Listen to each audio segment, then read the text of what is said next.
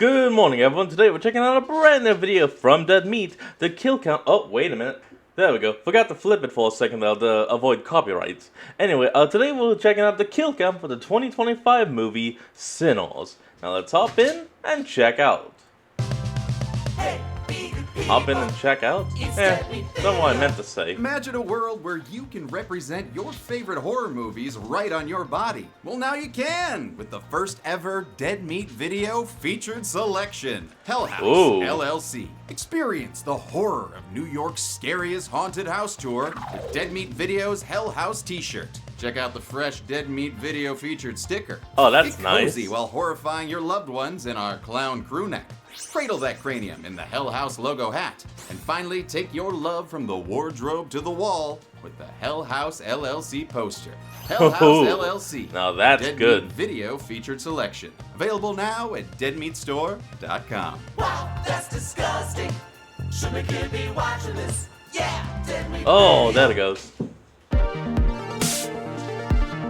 Okay, now on to Sinners. Welcome to the Kill Count, where we tally up the victims in all our favorite horror movies and show you how they were made. I'm James A. Janice, you're looking cut in that outfit. James A. Janice, and today we're looking at Sinners, released in 2025. Sinners was written and directed by Ryan Coogler, best known for helming the Black Panther movies and the Rocky spin-off Creed. After all that IP, he okay. wanted to try something completely different. That led to Sinners, an original film robust with various themes and American history, as well as being a straight-up smorgasbord of genres. This is a drama, comedy, thriller, vampire, horror musical, okay?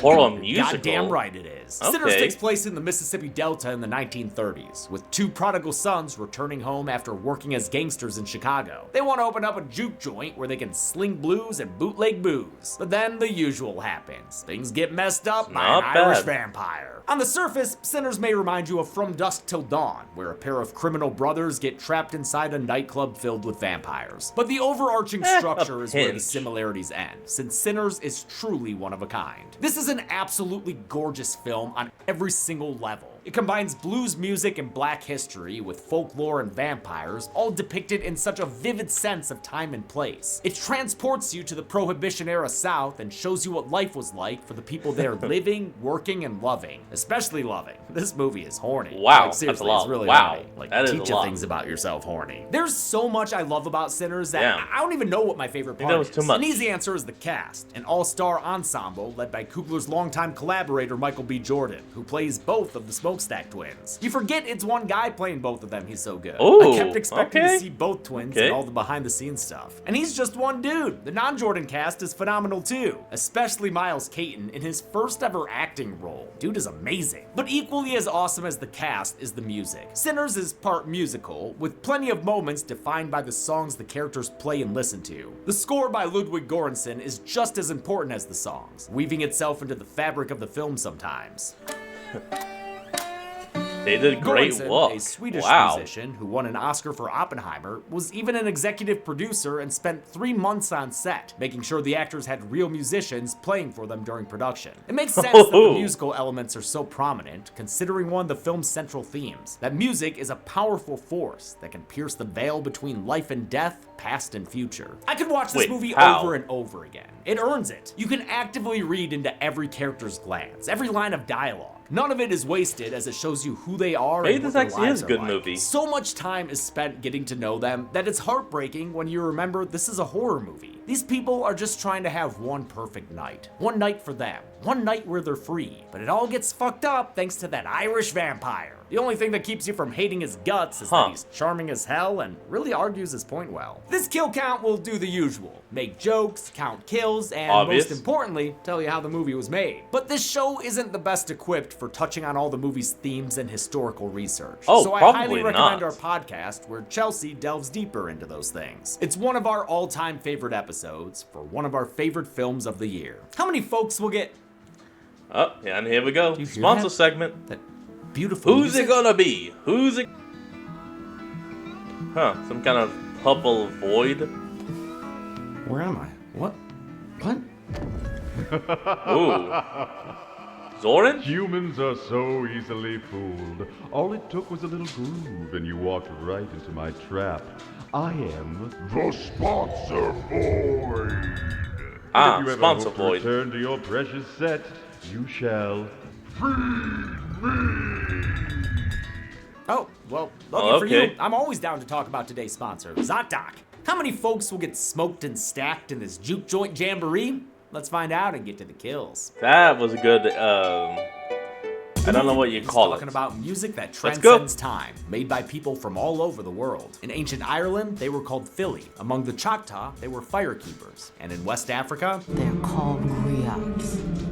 oh, They're giving called us a little what? taste of that humdinger so early. Thank you very much, title card. We get taken to church in 1932 Clarksdale, Mississippi. As a choir sings inside, a disheveled Hmm. young man named Sammy approaches, clutching the neck of a broken guitar. Poor guy looks Oh, like that's he's a been through shame. hell and just got back. And we're gonna find out exactly what happened to him as the movie flashes back to one day earlier. Sammy's a sharecropper Yesterday. by trade, but a musician in his heart. He'll wake up early and pick his whole row of cotton before sunrise if it means he can clock out early and play the blues. He helps take care of his mother and younger siblings, but his preacher papa still disapproves of all his devil music. He wants Sammy to follow in What do you his mean, footsteps devil music? rather than invite evil into his life. You keep dancing with the devil.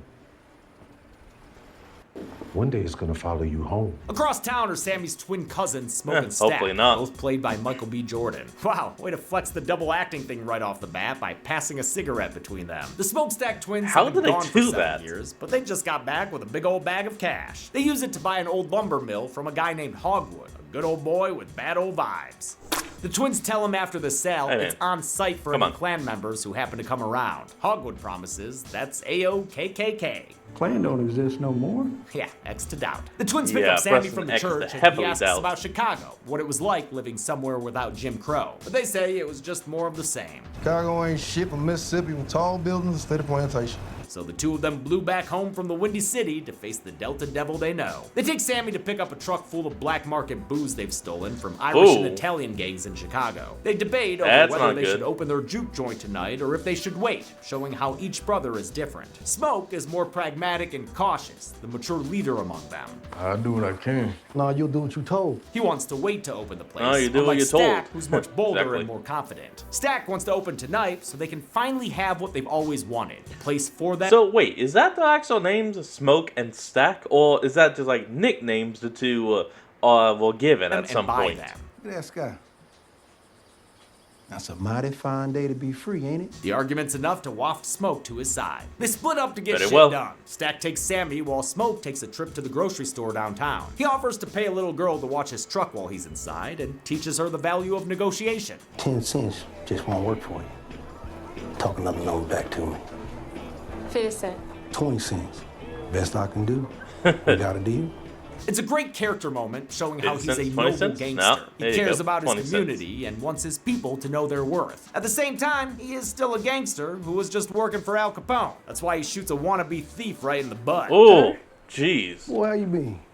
I was doing better before you shot me in the ass. He even shoots the other one to preserve his reputation, but pays to patch them up as part of his sense of justice. Smoke talks to an old Only friend, 20 or Chinese 30 store owner bucks? Bo Chow. He offers him a wad of cash for a bulk order of catfish and have Bo's wife Grace paint a sign for the juke joint. Bo sends his daughter Lisa to get Grace from their other store. It's across the street on the white side of this segregated downtown. I wonder Oh, if it's called really? Fair Prices for Fair Skins. The movie never explicitly mentions this So it's literally segregated right down the road? That kind of sucks. segregation in any dialogue, but the awesome unbroken one shot of Lisa crossing the street highlights the invisible line, which is kind of like 8 Mile. The shot also shows how this Chinese family straddles the line between black and white. Ryan Coogler based the Cho family on a real community of Chinese Americans in the Mississippi Delta during this time, many of whom actually did own separate and segregated grocery stores. Coogler even Oh, had a consultant well, to make sure everything was very accurate. well done. Journalist and filmmaker Dolly Lee, who made a documentary on the subject. Every aspect of Sinners was heavily researched, with various consultants who were experts in their fields. To play Smoke and Stack, Michael Incredible. B. Jordan relied on filmmakers Noah and Logan Miller as identical twin consultants. They taught him how twins tend to fill in for each other's weaknesses and are often dominant in different areas of life. Jordan gave Smoke and Stack different mannerisms, Nice. postures, and even slightly different voices with the help of a dialect coach. Their costuming highlights the twins' differences even more. Stack Red is and decked blue, out in yeah. vibrant red and showy accessories, since he's more passionate and runs hot, while Smoke prefers simpler clothes in a subtler blue, since he's the cool, calm, collected businessman. Jordan's dual performance is matched by the technical marvel of having both brothers on screen at the same time. This was done in different ways, depending on what the scene was. Sometimes they'd use a techno dolly programmed with the shot movements and simply film the scene twice. Jordan would play one character against his twin double Percy Bell, then change outfits and play the second brother in the same scene. If the shot was that's kind of what I figured. simple enough, it was just a matter of splicing the two takes together. That was how they did the cigarette pass-off, with a thin fiber filament helping the actors know where the cigarette had to land each time they filmed. For more complicated scenes, like when the brothers move around each other or physically interact, more visual effects were needed. Jordan and Bell would Which once just again kinda have makes to film sense. each scene Yeah. twice, so Jordan could play both brothers. But during these takes, he'd wear a halo rig made up Oh of my 10 God. cameras to capture his face in 360 degrees. Thing looks like a saw trap by way of Black Mirror. It's Sweet amazing he could give Jesus. a good performance under these conditions. VFX supervisor Michael Ralla then worked with an Australian team to map Jordan's face onto Bell's body using digital face replacement. To make sure their expressions mapped properly, they had to film both actors doing as many facial expressions as possible.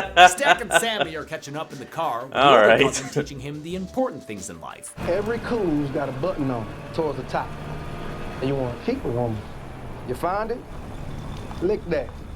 Not too hard, not too soft either. Since Sammy's old enough for an oral sex tutorial, he figures he's also Oh. old enough to ask what happened to his So that is what they were talking about. I figured, but I wasn't completely sure. uncle 7 years ago. Rumor is the twins killed their dad. Nah, we ain't kill him.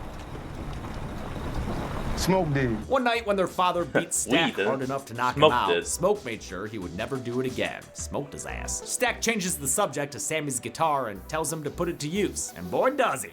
Traveling, I don't know why the world I'm Not bad, kid. Not bad at all. Stack reacts like Coogler after seeing the opening weekend box office. We gonna make some money. But Sinners is far from a cash grab. It was a deeply personal work for Coogler. It was inspired by his uncle James, who was a sharecropper in Mississippi whom Coogler would listen to blues music with. His uncle passed Aw. away while Coogler was busy making Creed, and Sinners Aw. was made partially as a love letter to him. This is me at my most exposed, artistically. Maybe that's why he was able to write it so quickly. He got the screenplay done in only 2 months. Whoa, My reaction that's when I impressive. first read the script was, I can't believe you turned it in on time. Stack takes his younger cousin to the train station, which is full of buskers. It's basically Hollywood Boulevard, minus one sad-looking SpongeBob. They meet with Delta Slim, a man who can play the piano and drink himself stupid. Stack offers him $20 to play the juke joint opening tonight, but Slim wants to make sure the juke ain't a fluke before he flakes on a steady gig he's got. Stack's like his brother, though, and is always ready with a counteroffer. He wins Slim over by promising twice the pay and all the ice-cold Irish beer he can drink. Stack drums up business for the damn joint by good. having Sammy and Delta Slim play together. Actor Delroy Lindo didn't play any instruments prior to production, but attended daily piano lessons to prepare. For his harmonica performance, Lindo simply mimed it, while musician Bobby Rush played live on set. After the set, Oh, Sammy that's shoots clever. a shot with a hottie hot singer named Perlene. She tells him she's married. Happily. Careful, boy. You gonna bite off more than you can chew. Damn, you really got game. And it must run in the family. Nice. Sammy sees a white lady looking like she wants to climb that stack. Wait, no, actually she's pissed. Mary is Stack's ex-lover, who he broke up with 7 years ago. I heard you loud Aye-oo. and clear, but then you stuck your tongue in my coos and fucked me so hard I figured you changed your mind. Oh, goddamn, Mary, in public? Stack Oh, blew out her jeez. back, but he also broke her heart. And now he doesn't want to mess with her because she married a white man in Arkansas. He drives her away with cruelty, but damn does he love to watch her leave. Maybe she ain't white. With Delta Slim in tow, they head to their next stop and spot a chain gang along the way. They're former fellow inmates of Slim's, and he tells a story of when he was in jail with his friend named Rice. They were musicians Rice. arrested for vagrancy, Huh. but the white cops gave them their instruments back and made them play for entertainment. They liked their music so much, they took them to a fancy house party where they... Quick question: why was the friend called Rice? I mean, if he was Asian, then it was a racist nickname, but which would be fitting of the time. But if the guy was white, now it's kind of interesting. Passed around a hat and collected money. See, white folks say they like the blues just fine. Eh. They just don't like the people who make it. Rice tried to take his earnings and start a church in Little Rock, but a Klansman accused him of stealing the money and raping a white woman. Rice was robbed and lynched right there at the train station. Whoa, wait a minute. Why does that story sound familiar? There was another story extremely similar to that, but I can't remember from where. Also, now we know Rice was a black guy. We've decided to tell this story through... So why was he called Rice then? It doesn't make any sense. Why would you call a black guy Rice? Haunting sound design rather than any visuals. Everywhere. You can hear Rice's last words as Slim recalls them with pain. And a lynching right there in the railroad station. The memory wounds him so much, he can't help but hum a cathartic melody. Sammy joins in on the guitar to bring the song to life. It's a powerful moment, showing in real time the roots of blues music as Black American self-expression and a survival method. Next, they stop at a plantation where Stack tries to hire a dude named Cornbread to be his bouncer. He's unsure and doesn't like Stack swearing in front of his wife. I said she was really gonna let you fuck her when she found out how much money you were about to get from this job I'm offering. Yo, man. Come on, Stack, you can't say that. She's standing right there. How much money are you talking about paying him? Okay, never mind. She's done. Right. It's enough to butter up Cornbread and get him on board. Meanwhile, Smoke... Am I the only one actually curious about a lot of these names? It's like, I have a feeling a lot of them are more like just nicknames, but there has to be some kind of reason behind why they all like that. Makes a stop to lay some flowers at an upsettingly tiny grave. Pop was here. He's confronted by Annie, the wife he left behind after their infant daughter died. Annie's played by Wunmi Mosaku, a Nigerian-British actress who was in Lovecraft Country and His House. Annie is a conjure woman, a nurse, a healer, and a practitioner of hoodoo, a spiritual practice originating from enslaved Africans in the South. Yes, it was actually called hoodoo, not voodoo. That's a completely different spiritual practice. It has strong ties to nature, ancestry, and the connections between the living and the dead, tying in perfectly to the film's themes. Coogler and his wife and producer Zinzi Coogler brought on a hoodoo consultant to make sure they accurately portrayed Annie's practice. Annie is a strong believer in supernatural forces, while Smoke claims to only believe in the power of money. But he still wears the protective mojo bag Annie made for him all those years ago. He asks her to cook at the juke joint opening, but if he wants her to say yes, he's got to try a little tenderness. But I love you. And I miss you. The vulnerability from Smoke, whom she calls by his birth name, Elijah, gets Annie okay, I was right. It was a nickname. Amorous, and the two reconcile. Yeah, they reconcile. Boy, here we go. They're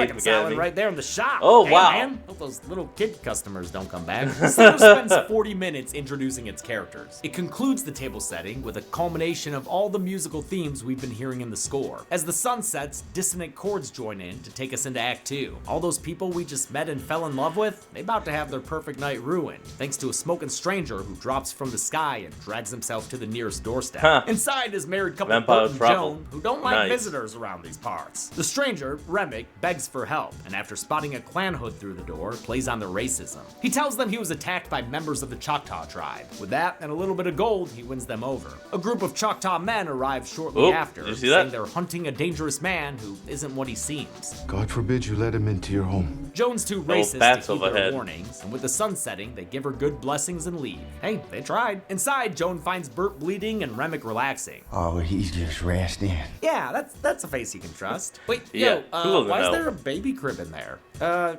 Where's the baby for that crib? We never find out, but we will put Bert on the count when he gets back up with a pretty smile. Dude's been turned into a vampire and does the same to Joan off screen, so we'll add her to the count as well. As a reminder, we count it as a kill when someone turns into a vampire. We did the same thing in From Dusk Till Dawn, an inspiration for this film. Sinners was also inspired by Robert Rodriguez's other horror film, The Faculty, as well as Invasion of the Body Snatchers, Inside Llewyn Davis, an episode of The Twilight Zone, the song Wang Dang Doodle, and Stephen King's Salem's Lot. Coogler said he wanted Sinners to feel like you were reading Salem's Lot while listening to the best blues record and eating a bowl. Oh, hey, technically though, this does at least tell us one thing.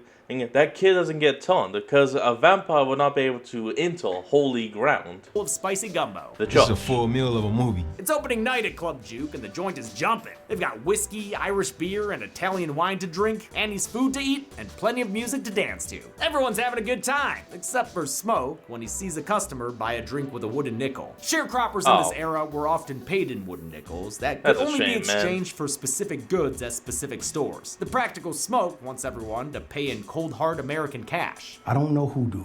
Sorry, I can't talk slick, but I know business. Business! But Stack is in the business of people. Business! He wants everyone to have a good time and become repeat customers. The Juke Joint was one of many sets built from scratch by production designer Hannah Beachler. She was able to give everything an authentic look for the time and place, I bet she had especially fun. the segregated street where the show business is. Though the film is set in the Mississippi Delta, it was actually shot in Louisiana, where they could take advantage of infrastructure, tax credits, and use a local crew. Pearline arrives, and That's lucky how you for do it. Sammy, she left her husband at home. But you seem like such a nice young man. I ain't always nice. Ain't that young either. Casting Sammy took a global search for someone who could act, play guitar, and sing with a voice beyond his age. Miles Caton, a 19-year-old pianist and singer with no prior film experience, was singing backup for her when he heard about the role. He submitted an audition even though he couldn't play guitar. He taught himself between the time he was cast and when production began. To prep, he studied blues musicians recommended by Coogler like Howlin' Wolf, Charlie Patton, and Buddy Guy. Mary's the next one to show up, and Give this everybody guy at a the whole joint lot of already knows respect. her, except for Sammy, but she knows him from when he was younger, and now that he's all grown up, she offers to buy him a drink. He asks about her heritage. What are you? I'm a human being. She tells him her maternal grandfather was half black and that she grew up in the local black community. That's how she met and fell in love with Stack, who's still trying to keep her away. Stack clearly still loves Mary, but wants to keep her safe, which is why he broke up with her in the first place. Being with him will only lead to trouble, so he tells her to go back to Little Rock and be with her rich For your white own husband. safety. But Mary never Get wanted the hell that out. life. Oh, that shit was your idea. I didn't want no white man. I didn't want to be white. I wanted to be with you. Mary's racial background is a big part of her character, with her mixed status leading to cultural alienation. It's something The Blackening brought up as well, only in a much more comedic way. Mary's 1/8 blackness was surprisingly accurate for actress Haley Steinfeld. 1/8, so that would be one of her grandparents. And like we were told, it was her maternal father. Didn't know the details of her heritage until she did Maternal research for this grandfather. role. That was when she found out her mom's dad was half black, just like her character. Delta Slim livens up the party by calling Sammy up to the stage. He introduces himself as Preacher Boy and sings a song he wrote for his father. Preacher His Boy. performance of Okay. I Lied to You, written by singer-songwriter Raphael Sadiq, gives us one of the best one-shots I have ever seen. And I'm not being hyperbolic. This is the kind of thing cinema was made for. Now we're getting it. As the aspect ratio expands to take full advantage of the IMAX frame, Sammy's song fulfills the Love creative it. power mentioned in the movie's intro. His music pierces the veil of time and figures from the past and future join the crowd. Whoa! Okay, that's kind of cool. We heal our people. Somehow actually split time. It turns into the house from Mother as ancient musicians and 16th century West African dancers are joined by 70s electric guitarists and DJs. When the camera continues the unbroken shot and swings by to pick up the Chos, their heritage is added into the mix with Chinese dancers past and future. The scale and coordination that was needed for this sequence crazy. is nothing short of mind-blowing. The precise choreography was rehearsed for weeks ahead of time in a warehouse. They performed to the song played live on set, which meant it had to be finished super early. Music's usually added down the line in post-production. And the camera itself made things even more difficult. Sinners was shot on a combination of IMAX full-frame 1.43 film and 65mm Ultra Panavision in a 2.76 aspect ratio, giving it both the tallest and widest image possible. So the film was shot with 2 different aspect ratios, and this is the How? first time ever that a film has been released combining these 2. It also made history since cinematography. No, that's a legitimate question. How did you manage that? For Autumn Gerald Arkapaw was the first woman to shoot on 65mm for a film. She consulted with Hoyt van Hoytema, who shot Oppenheimer in the same format. In fact, the IMAX camera they used for Sinners was the same camera body used by Nolan for that film. But the IMAX camera, that's nice. which this sequence uses, was loud as hell and could only shoot for about a minute at a time. It was genuinely one of the hardest producing challenges I've ever had. So this oneer was actually captured in 3 parts that were stitched together to look continuous, with each part taking about half a day to film. Everyone on set knew how amazing this was as they were shooting it, with some of them completely moved by the music. It's just remarkable. Really wanted me to start So much trumpet, effort. which is something I don't know how to do. The sequence includes an upward shot of the place's roof on fire, which was achieved practically by the effects team. The burn was the very last thing they shot. It was kind of Which just cathartic makes actually to sense, finish yeah. the movie with burning our hero set. It's also a perfect turning point for the movie. It's a culmination of its reverence for music and the transition into dark times for our characters, because this literal barn burner attracts Remick and his new vampire pals. Uh-oh. I love Cornbread still sitting there bouncing for a club that's burned to the ground. This final part of the faux wonder was done with a 50-foot techno crane, and I love watching the vampire actors jump in front of it after it wheels past them to get into frame. The performance gets Pearline in the mood for Sammy's, but he's the one who wants to taste a snack. And the Okay, so it didn't burn down in the universe, but it was more like, I think the music was so good, the roof was on fire. only boy who could ever eat her was the son of a preacher man. Stack approves. Boy found that button, didn't he? He sure did. Outside, Yeah, I think he Remick, did. Joan, and Bert approach Club Juke and ask to be let in so they can enjoy the amazing music they heard. Oh, it was beautiful. Goddamn beautiful voice. Even through these walls. They introduce themselves to the Stop it, I understandably don't think they'll suspicious let Joe. Smokestack twins. Y'all clean? Sir.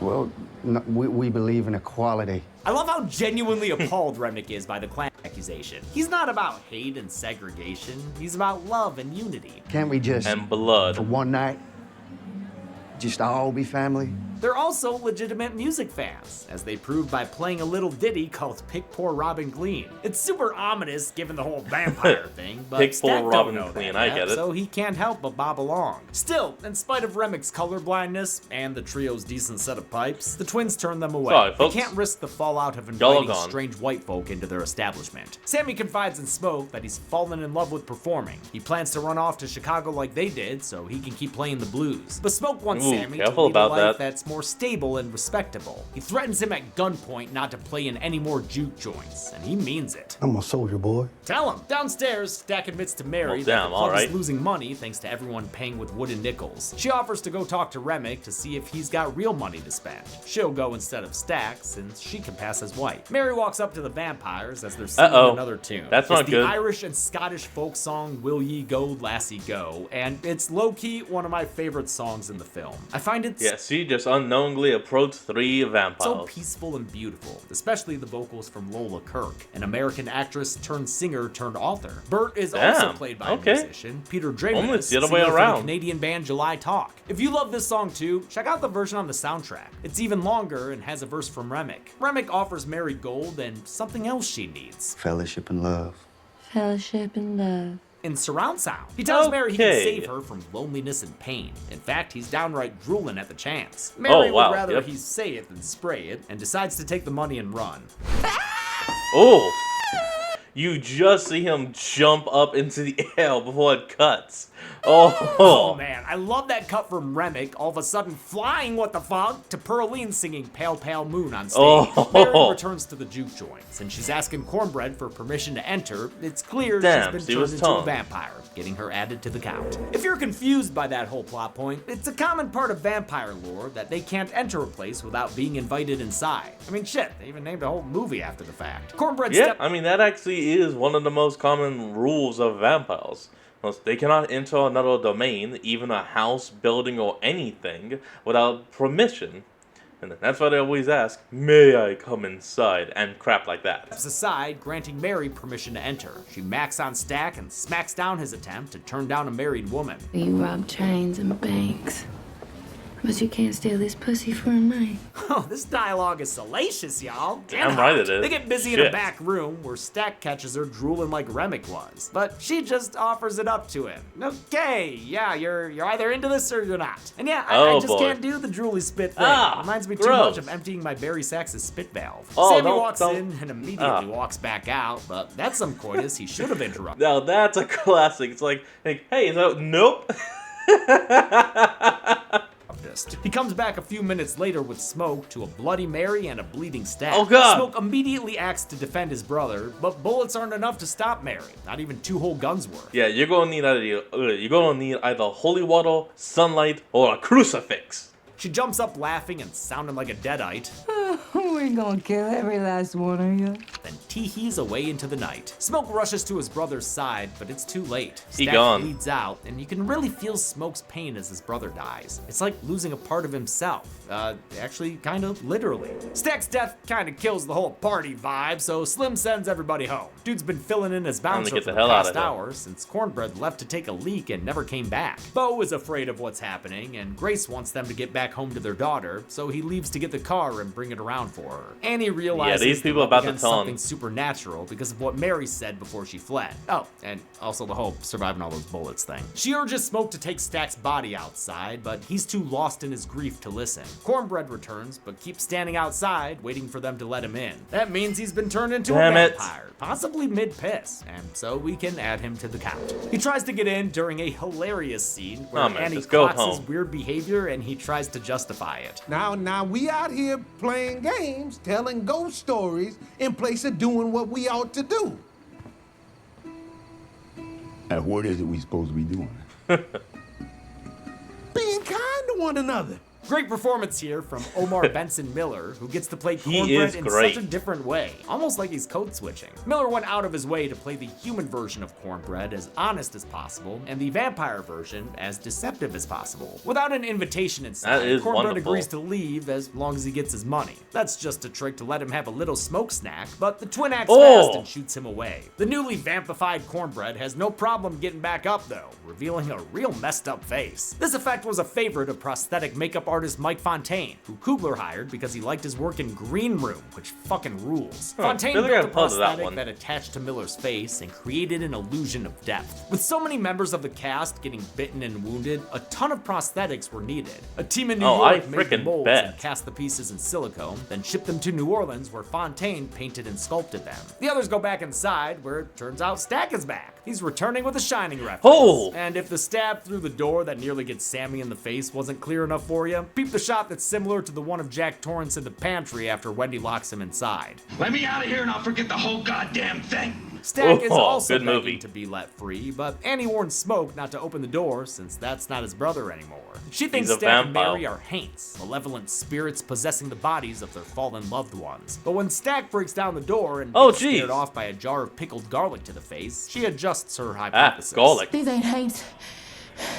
They vampires. Annie tells the group that vampires can be hurt with garlic, silver, and holy water. Bullets will do a decent job slowing them down, but they can only Only be slow killed them. with sunlight or a wooden stake through the heart. They may share a connection to the vampire who created them, but they'll still have to be killed one at a time. And unfortunately, there's no turning. So if they could somehow get to that first guy, they should actually be able to cure all the others.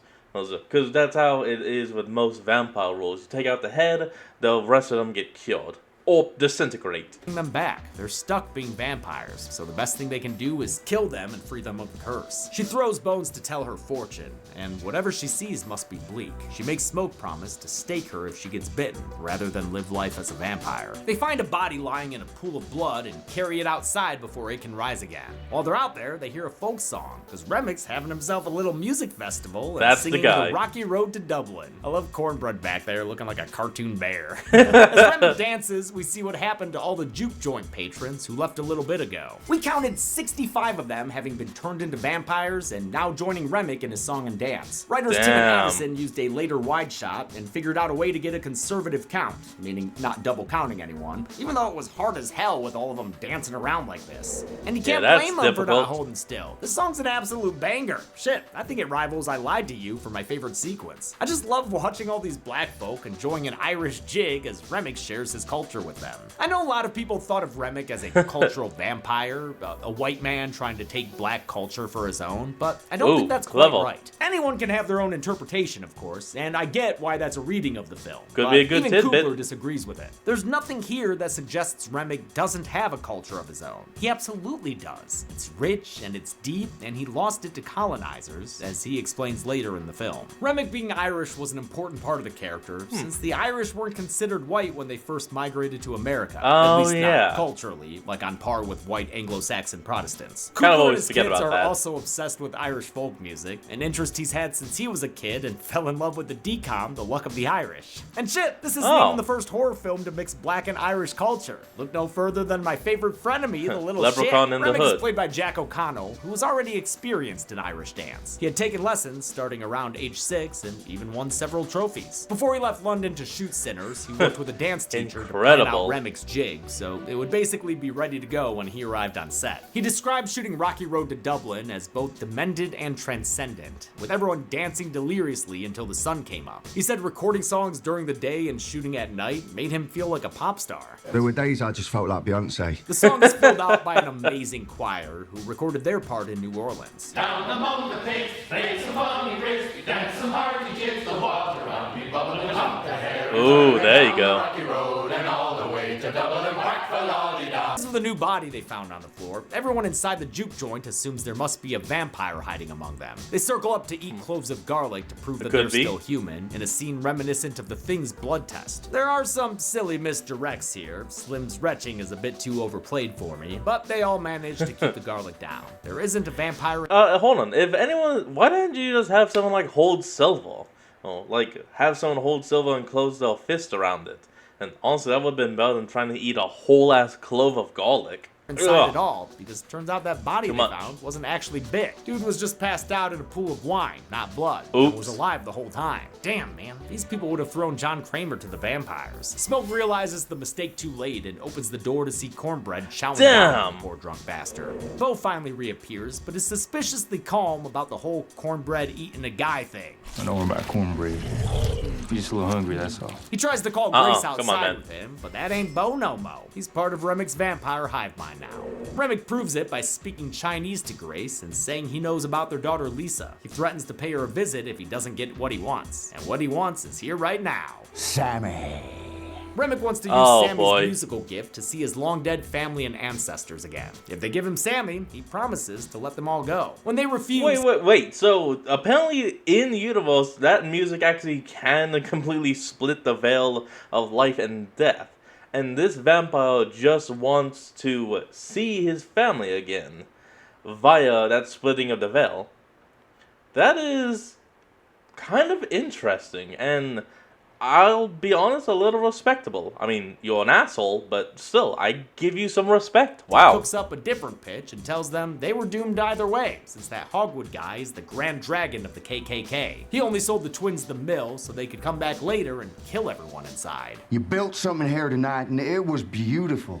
But it was built on a lie. Remick learned this after turning Bert, who happens to be Hogwood's nephew. And since Stack is part of the hive mind too, he's able to back up this disappointing fact. Who's never gonna be free? The twins thought they had found freedom, but it was only an illusion. Remick promises Smoke that if he joins them in Vampirehood, he can really be free. We're gonna start ourselves a new clan based on love. Smoke briefly considers Enough about the joining his damn brother, love. but the others Jeez. pull him back and shut the door on that idea. A terrified and furious Grace heads to the bar and pours herself a Molotov cocktail. She wants to fight the vampires to death so she can save her daughter from becoming a target. Outside, the vamp choir surrounds the juke and sings an eerie version of Pick Poor Robin Clean. A huge part of making the vampires look inhuman was their eyes, which reflect light like a cat's. This effect was achieved with hand-painted contacts that covered their entire pupils, God, blinding that'd the be actors difficult. so much they had to be led around on set. The injuries inflicted on and by the vampires were inspired by animals too, with the team referencing animal attacks for the bites and burns. The others try to hold her Well, that back, just but makes there's sense. no saving Grace. If they won't let her bring the fight outside, she'll just invite them all to tango in here. Come on in, you motherfucker! Oh no! The aspect ratio expands again for a fight scene as the vampire horde swarms the building. It's like we went from a cutscene to a full-on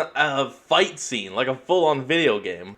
Sammy and the others open fire as Grace starts a fire with a deflected Molotov. Oh. The next time we see her, she's driving a stake through her husband's chest as they both go up in flames. Damn, that's tragic. Even though guns can't kill the Respectable, vamps, at they do a least. pretty good job holding them off. Only 3 juke joint patrons get bitten in the ambush, which, yeah, sucks for those guys, but still, pretty good rate. The first few times I saw this movie, I thought this was a mistake. I had Damn, assumed they Grace. cleared the place out of all the non-named characters and that there shouldn't be any red shirts left to get murdered. But turns out they they are still around, just unreasonably absent from the background of most shots. You can see them on the very edges of the frame sometime. One of them was a dude who helped Cornbread man the door earlier. Wish they had been more visible leading up to the scene. As for vampire deaths, we counted 8 total. Annie manages to take out 3 of them, the last one making up for Perline's bad aim. Delta Slim stakes 2, and I think we see a background juke joint patron staking 1 more behind Perline. Finally, Smoke gets 2, including Bert, whom he shoots in the head, and I guess I'll count it, because we never see him again.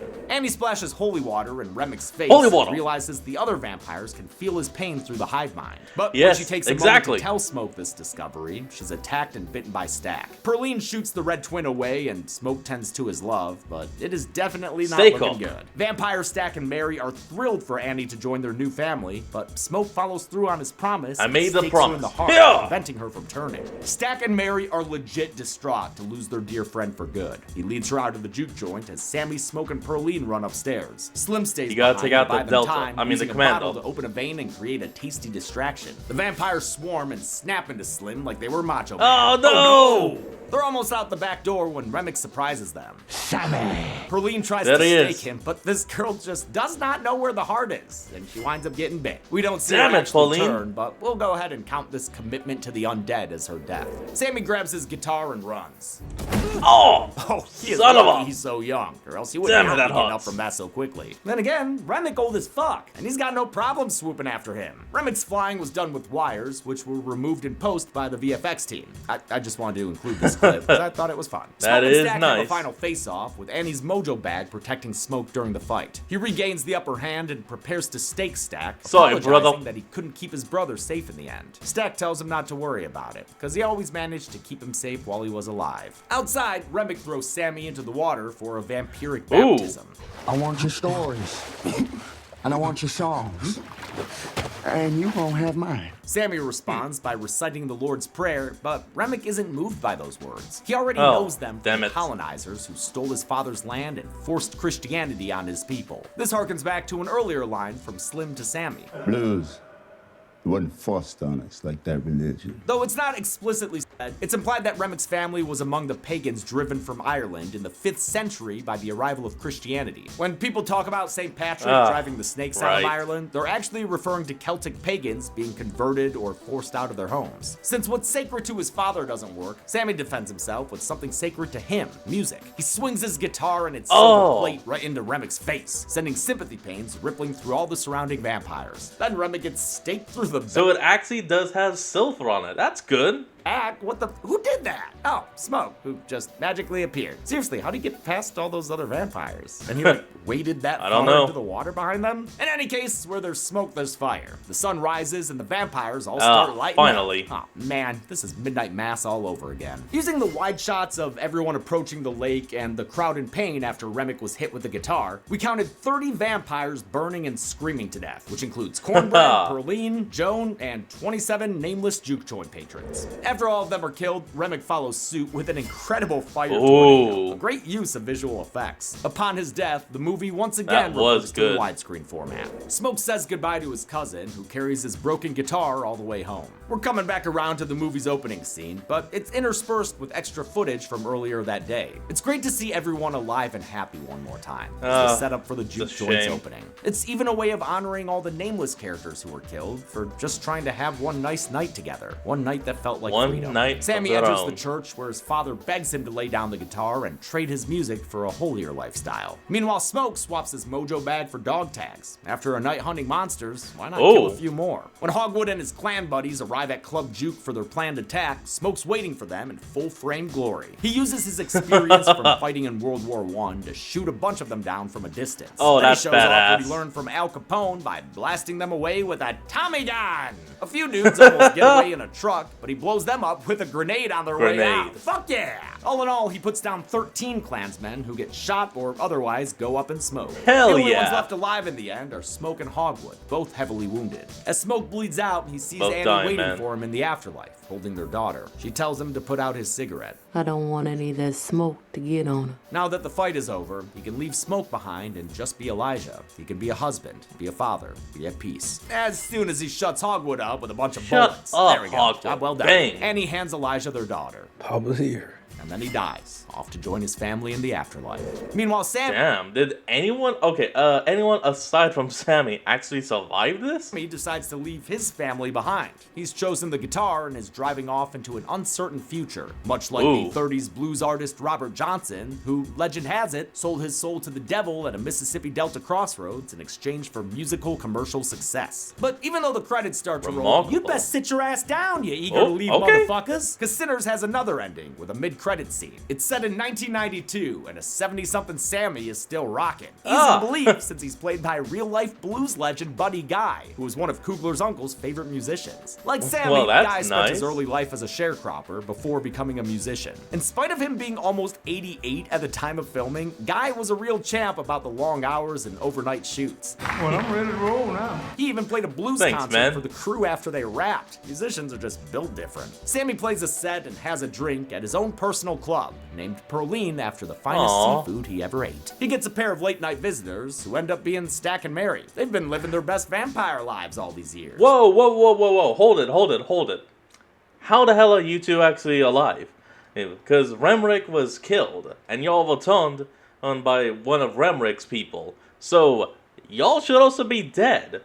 No, that's a question that needs to be answered. How? And have really been keeping up with the latest fashion trends. Stack says that Smoke didn't kill him in the barn when he had him dead to rights during that fight. He let Stack live under one condition. He and Mary leave Sammy be and let him live out his life. Now Stack can smell that Sammy's going to die soon, and he offers him immortality with a vampire bite. Sammy turns it down though, saying he's lived enough life for one life. But he'll play a request from Stack on his old acoustic. As Stack and Mary leave, Sammy tells them that he's lived his life traumatized by the night the juke joint opened. But before the sun went down, I think that was the best day of my life. Stack tells Sammy samesies. It was the last time he saw his brother, the last time he saw the sun. And just for a few hours, it was free. Oh, fuck, I love this movie. Truly and for the free. extra patient viewer, the movie truly ends with a little post-credit scene of Sammy playing This Little Light of Mine. How many buddies, guys, and gals were left dead in the Delta? Let's find out and get to the numbers. About 120. Oh, sorry, I didn't mean to startle you there. Hey, you mind if I... Went ahead and decided to flip back. Come on into that kill count set right there? Zorn, what are you doing, man? Oh, I'm just out here enjoying all this beautiful nature. And just caught a glance of you on that kill count set, and it looks mighty warm and cozy. Mind if I pop in? You've never asked for permission before. Well, you know, it was just common courtesy to ask. So why don't you just invite me in so we can do what we're supposed to be doing? And what is it we're supposed to be doing? Loving and being kind? Get to the numbers with one another! Get the hell out of here. No. Yeah. No, please, just, I want to do the numbers. You can stay out there. You know, I don't get to do so many of them. Let me in. Let me in. I don't want to be a mime. We counted 134 kills / vampire that's a lot more. Sinners. The victims consisted of 48 women and 86 men, giving us a nearly 2-to-1 ratio of dudes, but honestly, that's less uneven than a lot of pie charts with this many ingredients. Yeah, in the not pantheon bad. of kill counts, Sinners has 1 more kill than the first Purge, but 9 fewer than Dawn of the Dead and the Forever Purge. And with a runtime of 137 minutes, we had a kill on average just over every minute. I'll give the Golden Chainsaw for coolest kill to Remick. A lot of good spurty blood and other deaths, but I love the climactic bad guy kill with the awesome fire tornado effect. Plus, it gives us that nice 2-shot of Smoke and Sammy. Dull Machete for lamest kill will go to Joan, whose first death / vampire turning happens entirely off screen. And that's it. Sinners was released in 2025 and became the highest grossing original horror film in domestic box office history. I can't wait to see how many nominations it gets at next year's Horror Awards. Until next time, I'm James H. Denise. This has been the Kill Count. On the next Kill All Count. What's Since up for the next dawn week? of time, man has fought for survival, for resources, and wait, for this is honor. that animated Predator movie. Because our enemy still lives. But other species fight for a different reason, for sport. Oh yeah. The Predator franchise is back with its first ever animated installment. I've been wanting to watch this. Unless you count the holiday special. We've seen Yautja hunt Vietnam War vets, Comanche warriors, and Danny Glover. But Killer of Killers takes the Predator to 3 new historical hunting grounds. Killer of Killers, that's what it's called. What the hell am I doing? Making a damn good movie is what. And despite its anthological nature, it is a movie, not a TV show. Sir, I'm a pilot. Doesn't look like it to me, son. Killer of Killers has incredible action and jaw-dropping kills. It is all a while great exploring movie. cool new Predator lore. So this week, gather a hunting party to track down Predator Killer of Killers. You missed me, sucker! Then on Friday, get a history lesson in carnage on the kill count. Only Nice. on Dead Meat. You will find strength in this. Predator, Killer of Killers. It's on Confirmed Hulu. You watch Follow. on streaming platforms. Demi always recommend. Alright everyone, that's going to be the end of today's video, and I hope you all enjoyed this. Remember to like, comment, and subscribe for more. Link to the original will be in the description below, and I'll see you next time when we flick back on. Till then, this is Fox, signing out. Peace.